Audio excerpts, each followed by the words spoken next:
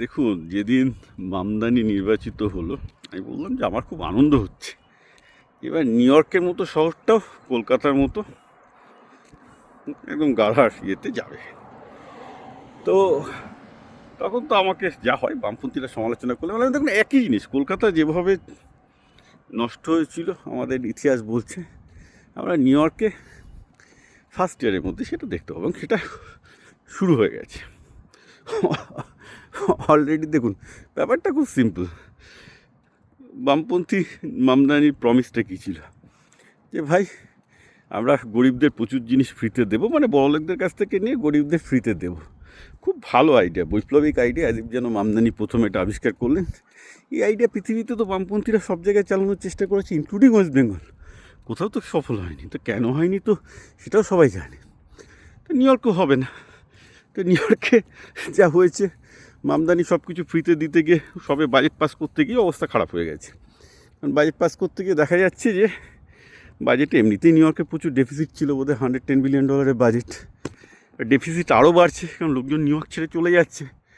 শুধু new York ছেড়ে চলে যাচ্ছে না, নিউ ইয়র্কের যে পপুলেশন ডিক্লাইন হচ্ছে, সেই পপুলেশন ডিক্লাইনের সবচেয়ে মারাত্মক সত্যিটা হলো যে নিউ ইয়র্কের যারা ট্যাক্স দেয়, গরিবরা তো ট্যাক্স দেয় না, ট্যাক্স দেয় বড় লোকরা। সেই ট্যাক্সিং অংশটা জানে ট্যাক্স বাড়াবে, তার জন্য নিউ ইয়র্ক ছেড়ে সবাই ফ্লোরিডাতে পাড়ি দিচ্ছে। আপনি তার জোর করে আটকাতে পারেন না একটা বড় লোককে, যে তুমি এদিকে মানে তুমি আমার শহরে থেকে যাও বলে।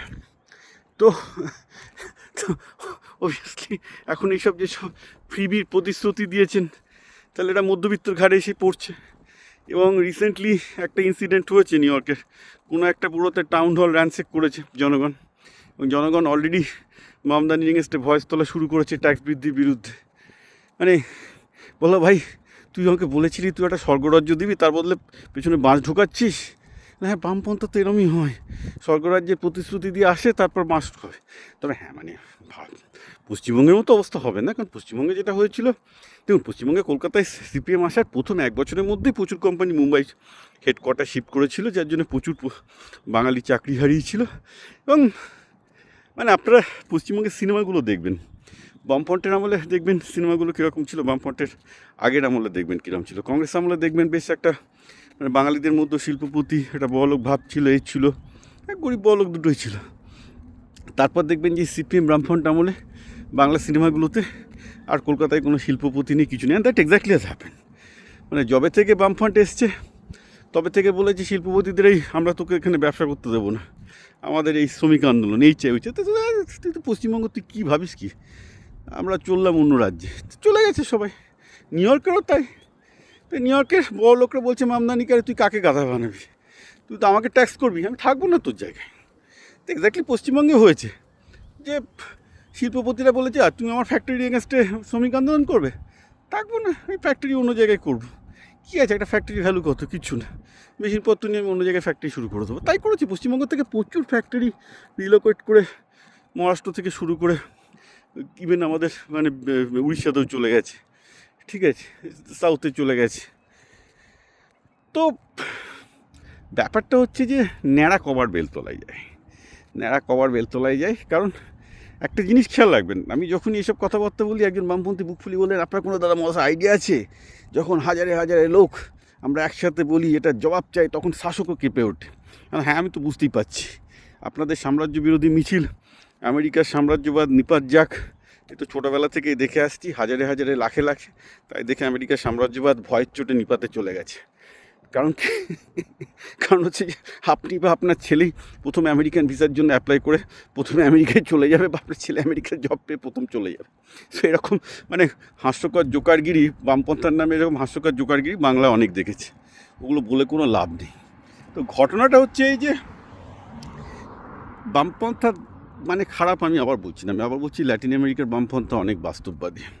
সেখানে আমি দেখেছি যে গরিব ব্যবসায়ীদের জন্য, গরিব লোকেদের জন্য একদম প্র্যাকটিক্যাল পন্থা নিয়ে, গরিব লোকেদের কী করে ব্যবসায় সহযোগিতা করতে হয় সেটা নিয়ে বামপন্থা গড়ে উঠেছে, যার জন্য ওখানে বামপন্থা টিকে থাকে।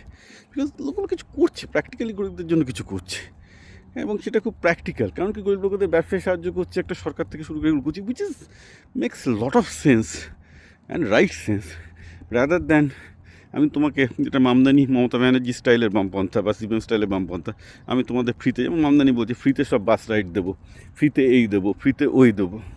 ভালো কথা, জনগণ ফ্রি এর ঘি খাক। তারপরে মাসটা যখন এই যে বাজেটে যেমন এখন মমতা ব্যানার্জি মায়না দিতে পারছে না কর্মচারীদের, হবে আস্তে আস্তে সবই কোলাপস করবে। তো ব্যাপারটা এখানে দেখুন, জোড়াতালিতে ঢপবাজিতে বেশি দিন চলে না। সমস্তটা যে ঢপবাজিতে বেশি দিন চলে না বলছি সেটা হয়তো ঠিক না, হয়তো মমতা ব্যানার্জি 25 বছর চালিয়ে, 15 বছর কেন 20 বছর চালিয়ে দেবে হয়তো। সিপিএম তো 34 ইয়ার্স চালিয়ে দিচ্ছে, আর তারপর 34 বছর বাদে এখন সিপিএমকে খুঁজে পাওয়া যাচ্ছে না, সেটা অন্য ব্যাপার। বাট সিপিএম চালিয়ে তো দিয়েছে 34 বছর। তার মধ্যে তো সিপিএমের নেতাদের ছেলেরা যা গোছানোর গুছিয়ে নিয়েছে, নেতারা কিছু করেনি ঠিক আছে, নেতাদের ছেলেপেলেরা ভালোই গোছানো গুছিয়ে নিয়েছে। তো this is the story of all leftist rule in all over the world. তো এখন ওই যে বললাম, ন্যাড়া কবার বেলতলায় যায়।